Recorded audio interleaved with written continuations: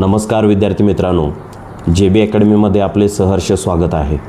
मित्रांनो, आज आपण अभ्यासाचे परफेक्ट वेळापत्रक कसे बनवायचे याविषयी व्हिडिओ पाहणार आहोत। मित्रांनो, अभ्यासाची सुरुवात करताना कधीही लक्षात ठेवा की 10-10 तास अभ्यास करणे, 8-8 तास अभ्यास करणे आपल्याला अपेक्षित नसतं। मग अभ्यास कसा करायला पाहिजे किंवा नेमकं काय करायला पाहिजे, तर अभ्यासाचं नियोजन करतानाच मुळात आपण ह्या गोष्टी चुकत असतो। सर्वात पहिला मुद्दा जो आहे तो आहे आपला प्राइम टाइम शोधला पाहिजे आपण।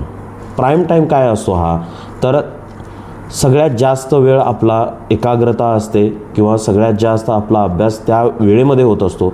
असा एक प्राइम टाइम प्रत्येकाच्या आयुष्यामध्ये असतोच। मग तो सकाळी असेल, संध्याकाळी असेल किंवा दुपारी असू शकतो, बरोबर आहे। ते आपापल्या हिशोबानुसार असणार आहे, तर ते तुम्ही शोधणं गरजेचं आहे। बहुतेक लोकांचं हे जे प्राइम टाइम असतं ते सकाळी असतं, त्यामुळे तो सकाळचा जो वेळ आहे तुमचा, म्हणजे तुम्ही लवकर उठून हा सकाळचा जो वेळ आहे, अवघड वाटणारे विषय त्या प्राइम टाईममध्ये तुम्ही अभ्यास करणं हे अपेक्षित असतं। त्यामुळे पहिल्यांदा तुम्हाला करायचं आहे प्राइम टाईम कोणता आहे तो शोधा तुम्ही, ठीक आहे। दुसरा विषय आहे ह्या ठिकाणी मुद्दा जो 50-10 मध्ये तुमचं हे डिवाइड झालं पाहिजे। 50-10 याचा अर्थ काय, तर 50 मिनटं तुम्हाला अभ्यास करायचा आहे आणि पुढचे 10 मिनटं तुम्हाला ब्रेक घ्यायचा। ब्रेक घ्यायचा आहे, मोठा ब्रेक नाही घ्यायचा।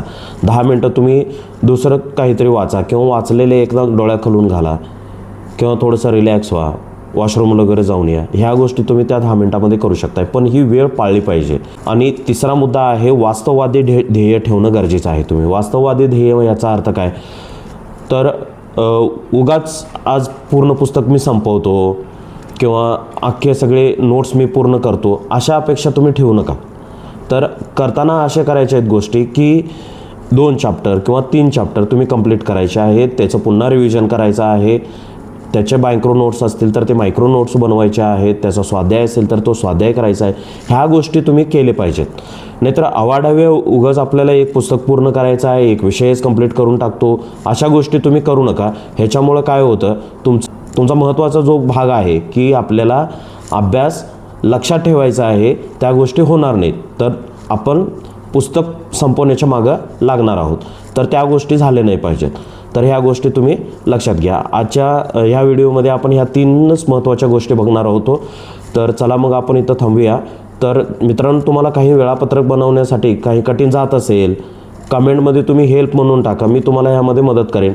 आणि आपल्या JB अकॅडमीच्या पेजला फॉलो करा, यशाच्या दिशेने पहिले पाऊल टाका। धन्यवाद।